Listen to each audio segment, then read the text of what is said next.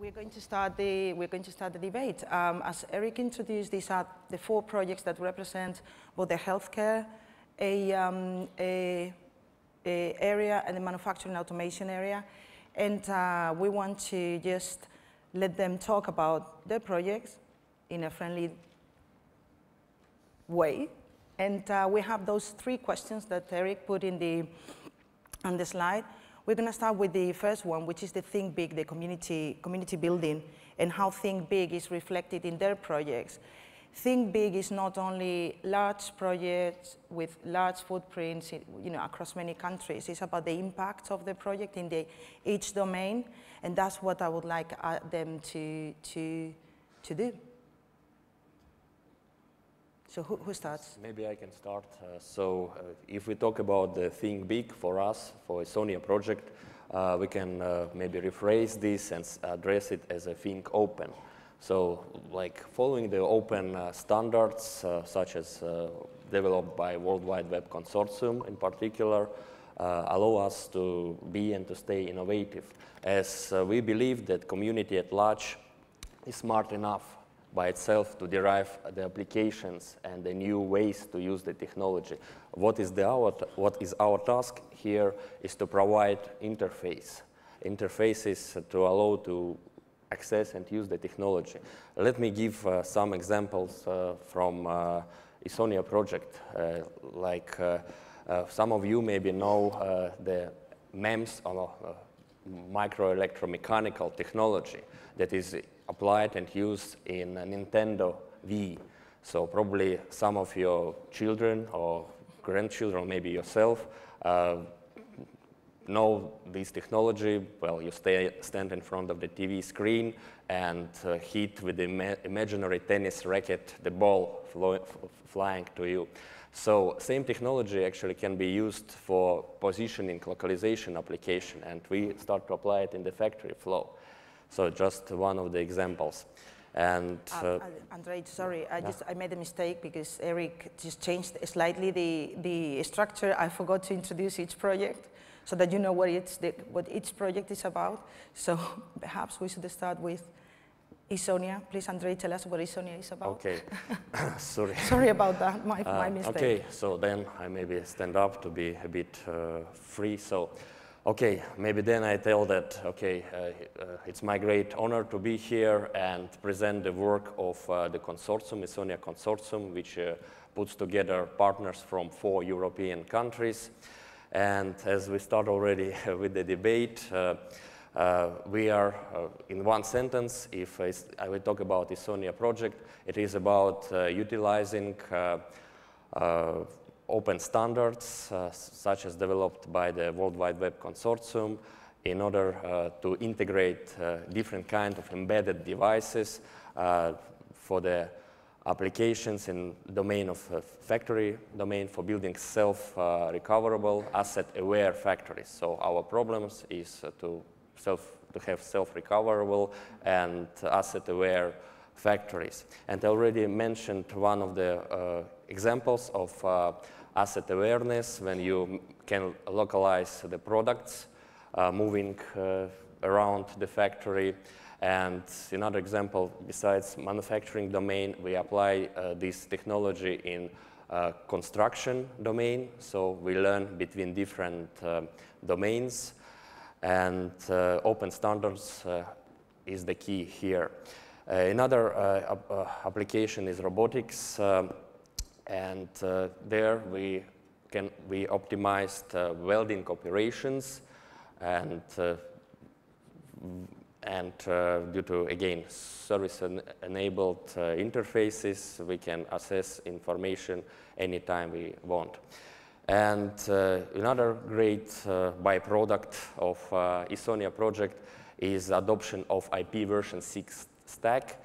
And this is adopted by lightweight IP open source community, which is implemented or which is followed by major vendors, starting from avionics industry and private computing and communications to some open source OS, such as free RTOS And therefore, step by step, we will come to the adoption of IP version 6 to the majority of future communicating devices.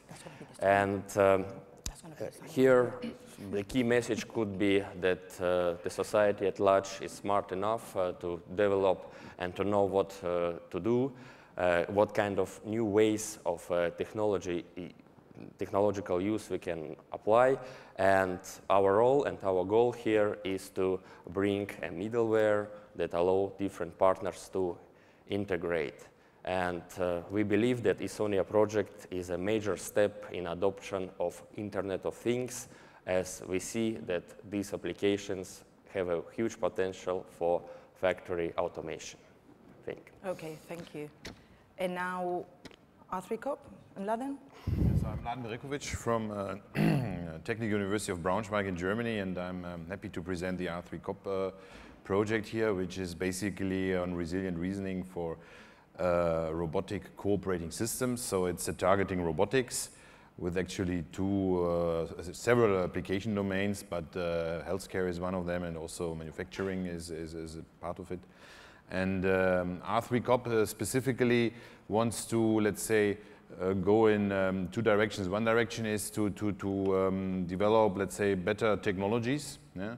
And the other one is to integrate it and to allow, let's say, to deliver a kind of platform, unified platform that can be used. So this is very much in the sense of ARTEMIS, that we want to have platform integration for these different technologies, and simultaneously also facilitate the development process. Yeah? So a kind of a database based development process that eases the development of such heterogeneous technologies as robotics. So specifically, we have technologies here that we say develop or improve for vision image segmentation. There is also 3D vision and positioning for robotics that we are targeting. A large focus is on actually verification and validation methodology. This is particularly interesting because this is quite a new field here, both for the image recognition, how do you verify and validate these kind of systems, but also for the cooperating robotic systems. I mean, you have scenarios that you have to define, and do they behave the way you expect them? This is quite interesting and the research, and we want to have a model-based approach here. There is also a focus on software and hardware architecture platforms. So we are also working on new hardware architecture for that is fault tolerant with industry partners here.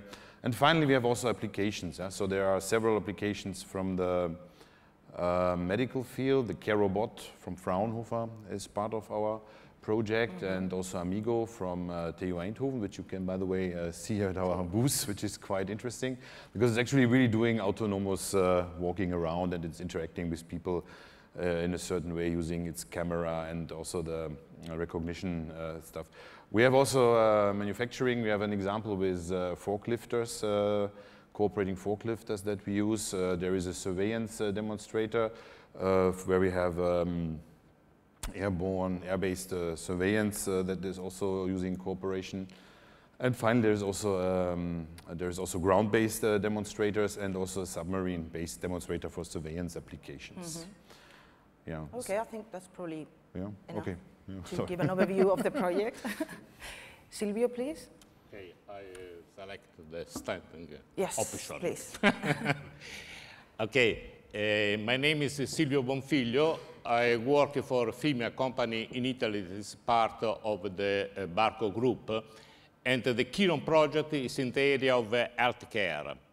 It means an area that really a domain that is involving all of us, all the community. You know that at the moment, currently, healthcare is in a critical situation. From one side, we have a growing demand, not only in terms of the number of people that are asking for healthcare services, but also in terms of quality. We are becoming more conscious, more aware of our right of living well. It means that the request for better quality care is growing. As a result, the consequence is that the national health services are not able to sustain the cost of this growing demand. In this situation, technology, and more specifically information communication technology, can do something. And Kiron is in this direction. And mainly, I would say, what we like to do, we like at least to contribute, is in three directions. From one side, to move the health from the clinical setting to a mobile setting, to the home environment, to realize the continuum of care. From the other side, really to move from treatment to prevention. And finally, the third big issue is really to promote a personalized healthcare, to put the person more as a citizen rather than as a patient at the center of this healthcare process. I think that probably then we will have opportunity to enter in more detail into the project. Mm-hmm. Absolutely. Thank you, Silvio. And now Frank is going to tell us a bit about high profile. High profile. I also going to stand here. Short and punchy. I'm a little bit more visible here. So, Frank van der Linden, Philips Healthcare, leader of the project High Profile. High Profile is about neurological imaging. So it's about the high part of the human body, and we want to have good profile photos, figures, pictures, what's happening there, because people with a problem in their heads, it's very hard to understand what's going on. So there's a lot of research still going on what's really happening, and we try to get more information, also more functional information of the brain there. And we do this end to end. That means we start with capturing the image, transforming it in such a way that's independent of the patient itself, so that it can be compared with other images. We want to do image analysis, extracting information out it, and also presenting this information to the doctors, but also to the patients during the medical workflow in the right moment.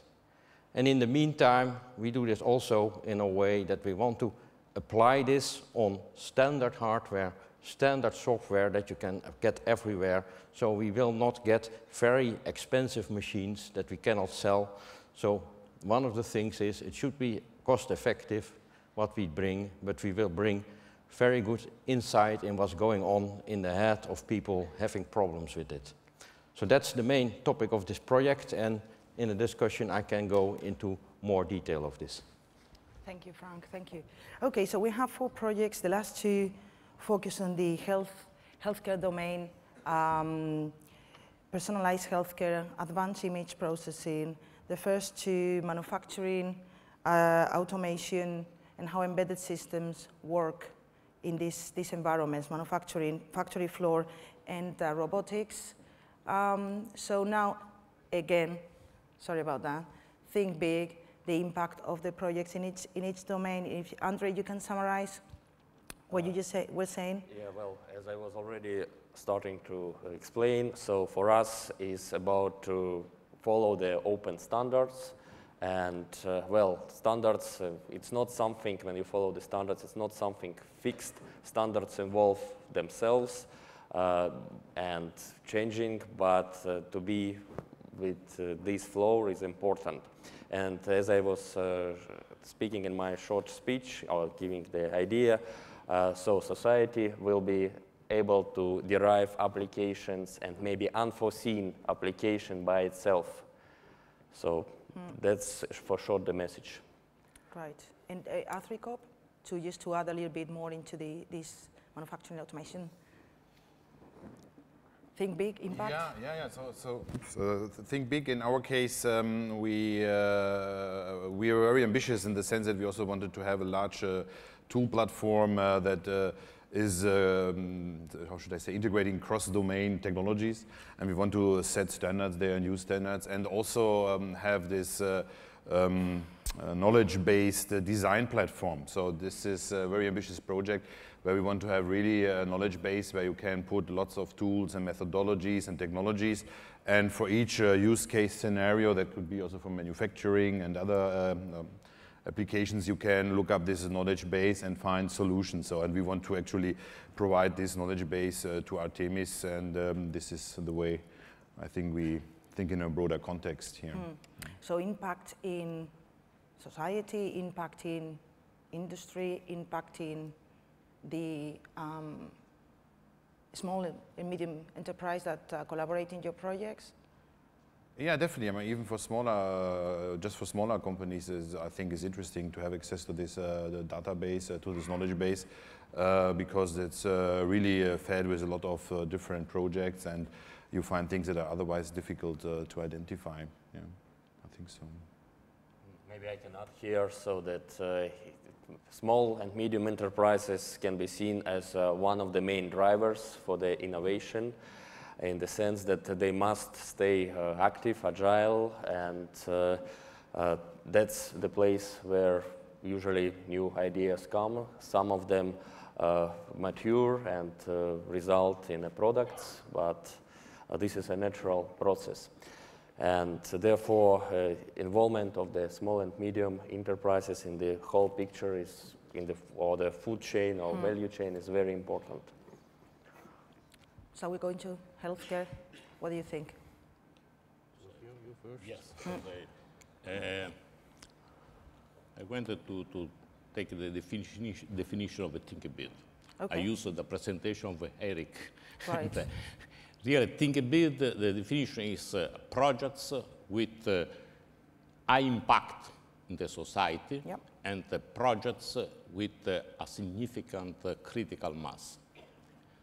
Now, if you consider healthcare, there is no doubt that the critical mass, the involvement of the whole community is something that involves everyone. Mainly, as I mentioned before, in this emphasis to the personalization, to the person as active, having an active role in healthcare. And also in terms of impact, for sure, healthcare, the healthcare industry is an important sector for also for small medium enterprise, for this need of customization, of a personalization of the solution to the specific profile of the user, and considering the overall scenario, the economic scenario of Europe with a lot of small medium enterprise, healthcare could be really a sector where Europe can play a leading role. It means that for sure, I think also that the project is in line with this definition of think big. And what about high profile? High profile. Think big, different aspects. So one of the things is that we start from just acquiring the image and we want to present it in the end during the workflow, usually in real time, and that means also massive data on standard hardware and software, as I said already, present it at a certain moment, the right information there. And that's already a big challenge. Part of this is that we also involve companies that are not so much in healthcare, but also have embedded systems that need large amount of image data processing also in real time. They are in the project itself, originally mainly for their concerns on image processing, but we find more and more that they are also have interest in context-independent capturing of image, getting information out of the image and also presenting it in the workflow that their product is available and should be working. So I would say the whole stack from capturing the image up to presenting it in the workflow is already cross-domain in the project, although the focus is this brain imaging, and that's also the main effort in the project, but there are also several other domains that certainly will learn and also improve themselves during this project. That's quite clear. I wonder if somebody in the audience wants to make a question at this point. One question.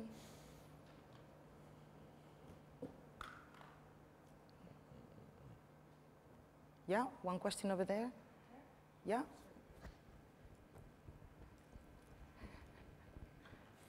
A difficult, constructive question, Joseph? Well, let's give it a try. I'm still puzzled about when we talk from, let's say, academics, technicians, and so on and so forth, how we want to get the rest of the society with us. Because wherever I look, we are not there where innovation is really a subject of current discussion. So what I'm out after, when we have this example of like factory of the future, where we talk about this will change the complete behavior of information flow, whatever is going out. When we look about healthcare, saying we would like to have this pre-active healthcare, we all know we shouldn't eat at McDonald's. Well, from time to time we do it anyway. So what I mean is, what are the ideas of transferring information into the brains of people so that we get more awareness of how technology is going to change our life? Does anybody want to take on that? Well, so I am from industry, and we are applying this in our plans for our future products. So what we are doing now in high profile will be in 2015, 2016 in our projects. That's for sure. And of course, we are a big company, and that helps. But also the smaller companies, the SMEs in the project have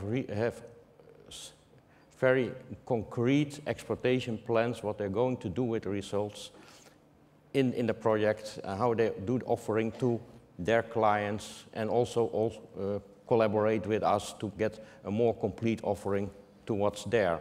So this is part of the whole thinking, and just doing it from an industrial perspective, you will get this information there where it should be, because we are not doing just research, we are really pre-development more. Andrei? Oh, sorry, Silvio. Okay, just to add that I fully agree. I would say that really one big barrier, one big problem, probably more than technological problem, is more a cultural problem. In the specific domain of healthcare, of this proactive healthcare and this prevention, lifestyle, and so on. This is really a big challenge, but we have to start from. We have to promote this change, also this cultural change.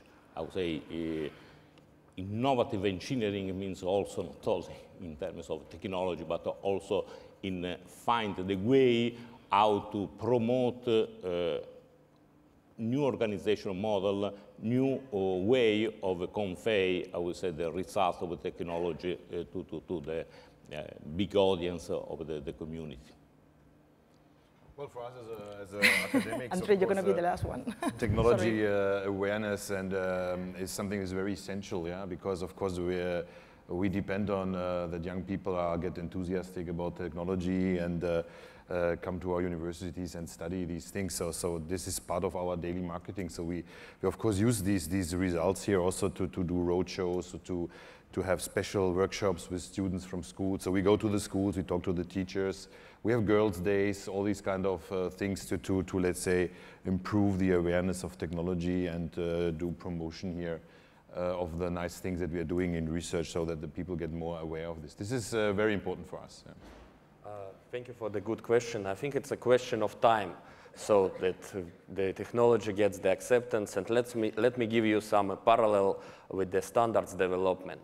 So nowadays, again, if I switch back to the web technology standards, so we use all HTTP and these kind of FTPs and HTML, those standards defined by World Wide Web. And there are plenty of the standards matured already for IT system integration, like, for instance, web services that were already for a long time. Now in the factory automation, as we really start to adopt those standards in our devices, so it's also a step-by-step process. So nowadays we already have controllers, embedded devices that can be do deterministic control and embed it on the field. So now next level is to start to use the standards that allow to describe, like a knowledge-based approach to provide dynamic reconfigurable system features. And then, well, in general, I see that even the standardization trend is lagging or missing some parts still. And for instance, now as we start to build heterogeneous or integrating different kinds of devices, systems, we are switching to different architectures, like event-driven architectures. And for this, we need the new standards to integrate it. And there, we still are in the phase of standardization, like complex event processing, as example of, well, technology, I may say, has several implementations, but not yet standardized.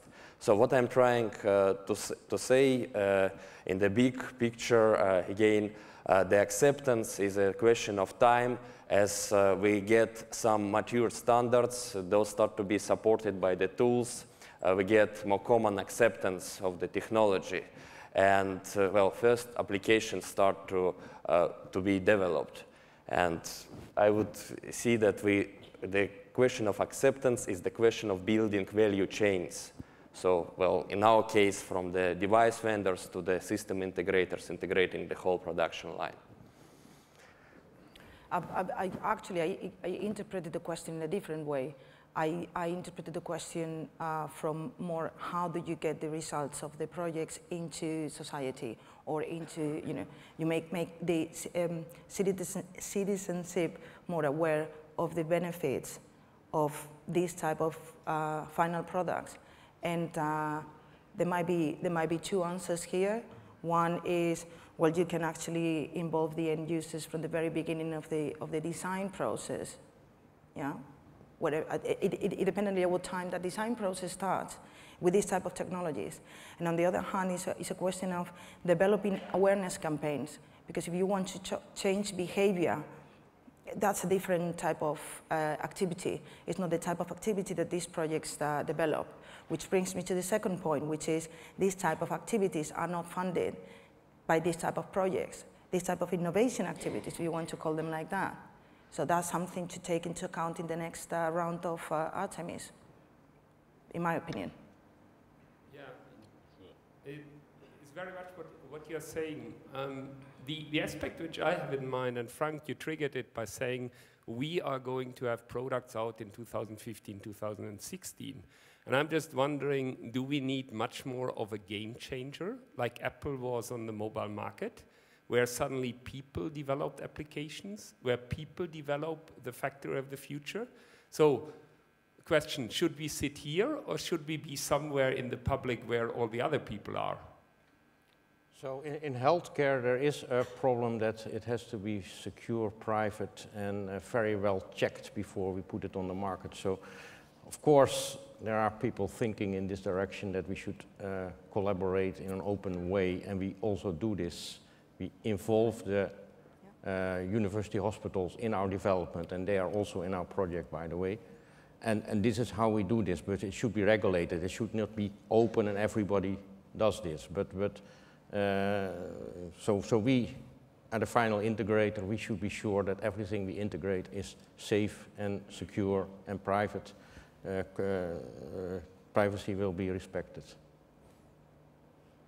Thank you for the question. I think we have to move on. This is Alan Foster, the program manager for ARTEMIS Joint Undertaking. I must say, I detect a kindred spirit over there. As all of those who work in ARTEMIS projects will know, we are constantly telling people you have to get out and tell the general public what you are doing in a language that they can understand preferably, which is why in the communications activities, we're trying to give guidelines as to, let's say, demystify the work which is going on with the taxpayers' money. We're trying to show them that the results of the projects are going to benefit them in the long term. So thank you very much for the question. It's given me the opportunity of passing the message yet again to ARTEMIS projects. Please think about the man in the street who is going to be funding this thing. What is his end benefit of this? When you talk about your project, talk about it in this way that they can be understood and accepted in society. We are polarized these days with, I like the iPhone application, everybody downloading apps, this is technology. But at the end of the day, this is not going to really affect our, let's say, position in society greatly. It's a great tool. But with a good communication like this, then we can show that there are other applications of technology which are also very important. So please, if I can send a message as well, projects, tell everybody in the world what you're doing. Publicize very widely, not just in scientific journals, but send a letter to your local newspaper just saying, we're doing a demonstration this month, come along, take a photograph. Thank you. Thank you, Alan. So let's move to the next topic, which is cooperation. On what level do you cooperate with other Artemis projects in the context of the community and beyond? Well, for me, a simple question is the project just next to us. They are a few years earlier than we are. Some partners in our projects are the same as in the project of Chiron. There is some specific results on calibration of an iPad that was developed by Barco in the Chiron project. It was taken over by a small company that's also in the high-profile project, and they are now working in using this in a way that a doctor can take safely and securely patient information on their iPad. They can do this, of course, with any open solution, but then it's not safe, not secure. And also it's calibrated in the right way, because that's what Barco is doing well. And in this way we at least collaborate. And there are more other projects that we build upon, mainly in the more technical details of how to do image processing on multi-cores, how to do resource management, how to interchange large amounts of data over networks in short times. For example, in Chiron, there is another example of a multi-domain collaboration. We are using in Chiron an architecture, a middleware that was developed by another Artemis project, the Sophia project, for a completely different domain. And we took this middleware, we adapted to the healthcare domain. This really is the result of this networking not only in specific technology, but also in different domains, in reusing result of research in one domain to other domain. You mentioned Sophia. Are there any other? And then I would say, other projects also. FF7 project, but also collaboration with the international institution. We are collaborating, for example, with the Continuum Alliance through Philips, that is a partner of Chiron, that is devoted to the standardization of personal health care. We are working in the standardization of the exchange of medical data, the standard HL7. One of our partners is a part of the committee of the HL7. It means that we are working, producing also new standards, or the same also for display. We have a proposal for standardization of a specific display. This is a kind of collaboration not only in the area of projects or research project, but also of collaboration with the international bodies that have impact, I would say, in the yeah. And any plans for a Center of Innovation Excellence in this table? Not plans, but Philips is a member of ICOSI, but not so specific for this project. Not specific for healthcare, embedded systems, healthcare.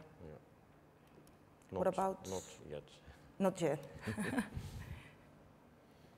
Yeah, I'd like to share your vision that we also, let's say, have to see collaboration in a broader sense. So standardization bodies are also for R3COP a very important field, because there are actually many standardization activities going on in the field of safety.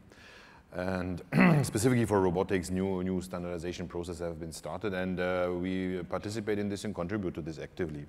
Also, there is other, let's say, ARTEMIS projects that have tackle similar problems in safety systems, like a CSAR, also standardization, like SafeSir, where we also have collaborations, and we are looking to address the same issues. And finally, of course, by providing, let's say, a tool chain, a platform, both for hardware and software, that can be reused, as you said, in other projects. For example, our hardware platform is also used in other ARTEMIS projects.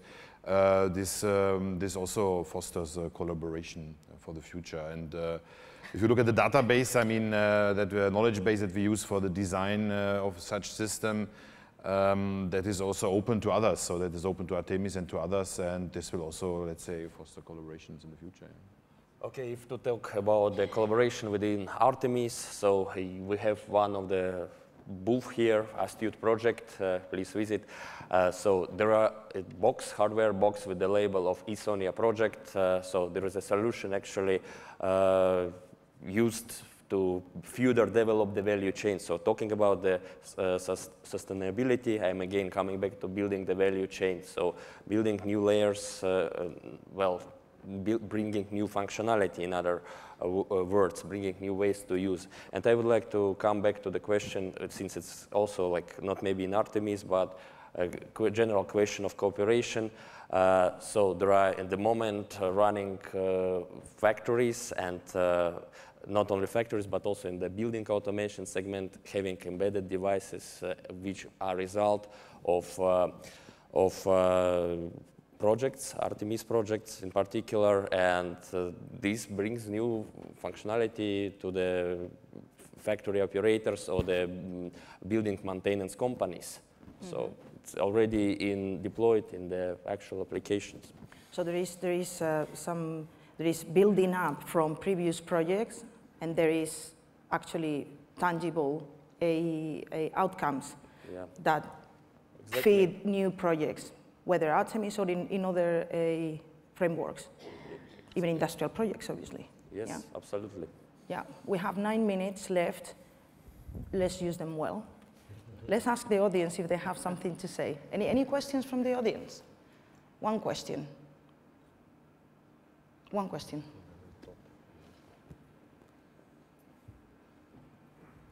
It's a physical exercise for healthcare. Yeah. The topic collaboration leads me directly to social collaboration, and we have heard yesterday from Atos, from Terry Brandon, a lot of about social collaboration platforms. So I wonder if it would make sense, beside of such events like this here, where we have the possibility of doing collaboration face to face, if it would make sense to have a social collaboration platform from ARTEMIS, so a platform that you can use, and not sending emails, but, you know, these typical social collaboration platforms. Yeah, I think I'm the right person to answer that question. There is a link. Yeah, the answers. Yeah? Sorry? Oh, Jan, yeah. Jan, telephone, microphone.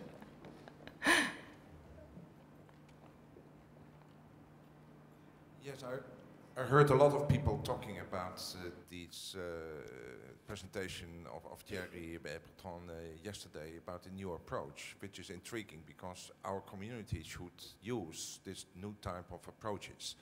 So I have the idea to approach him whether the office of Artemisia could be a beta test site to try out the new tools, and maybe we can spread out over our members. So certainly it's an interesting topic, and I think our community should have a look into it. And the point I was going to make is that there is actually a LinkedIn group to exchange opinions, talk about projects, etc., etc. And we were thinking internally how best to organize some sort of social network strategy, which is quite it is quite difficult. It is costly, and it takes time, which brings again the issue of behavior. Not everyone in the community is used to social media, therefore perhaps it's not the best media or tool to use to communicate. Certainly within a group of people it is, and we use it, but some others just don't. It's the same thing with Twitter. There is a Twitter account that is used by a few people, but not by most of the community, simply because not everyone uses a smartphone all the time to check their Twitter followers and stuff like that. But it's definitely a point to take in mind. Do you want to say anything from the project perspective? Or not? So it's outside the scope of my project. Okay, good. Well, again, this is it's about talking about social networking. It's more from the organizing the work, you mean, not from developing the applications.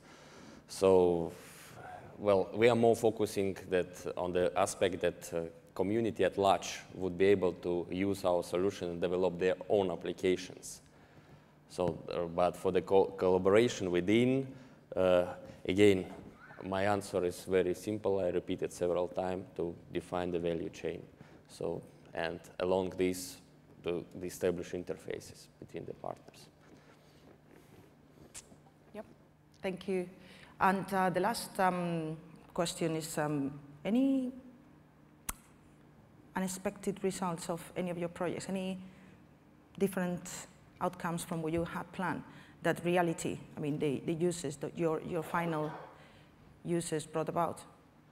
So if I start, already in my speech I said that there were some byproducts, well, unexpected, generally unforeseen results, and one of them is that we found that this MEMS technology to be applicable for the localization and positioning applications. And another kind of positive surprise came the adoption of IP version 6 stack by a lightweight IP community. So this, again, was a quite positive experience for us. Yeah, for us, interoperability and platform is also very important. And then what came also, I'd say, unexpectedly was that during our joint technical workshops, we actually developed a joint platform for arm control and movement for these robotics that is used across partners now at different companies, and is kind of the start of this standardized platform. So that was completely not planned and unexpected, and was nice to see how partners that have not collaborated before suddenly start to share platforms, technologies. Yeah. Silvio? For example, for us, this solution that was already mentioned by Frank about this iPad calibrated for medical images was really an unexpected result. Our focus initially was on the mobile patient, the patient that is going around. Then we think about, and what about the doctor? This is a mobile society. It's not a mobile just for the patient. It means we have to provide the doctor with some tool that he can use in his daily activity when he's outside the hospital, to consult other colleagues, to have a look to the images of the patient. And from this started this issue of having a caliber, because then we have to assure accuracy of the judgment of the doctor, to have this iPad that is calibrating according to the DICOM standard, according to a standard that define the right way how images must be visualized. This was an unexpected, I would say, result of the project. Frank? Well, I have two topics here immediately in my mind, but there are probably more. Well, one I said already, we originally put in partners from other domains because they also are concerned with large amount of image processing, and we want to share their knowledge about building this. But during the project, we found they have the same problems in acquiring an image in a context-independent way, in extracting information out of it and presenting this information in a workflow. So that means that the whole stack that was defined for our Philips application was also applicable for the others. So therefore, more collaboration could be done, more close collaboration can be done in the project than originally expected. And the second point was something, well, you can say, we just organize it this way. We have each half a year a workshop at one of our partners, and we also take some time that the partner can just explain what they are and show more.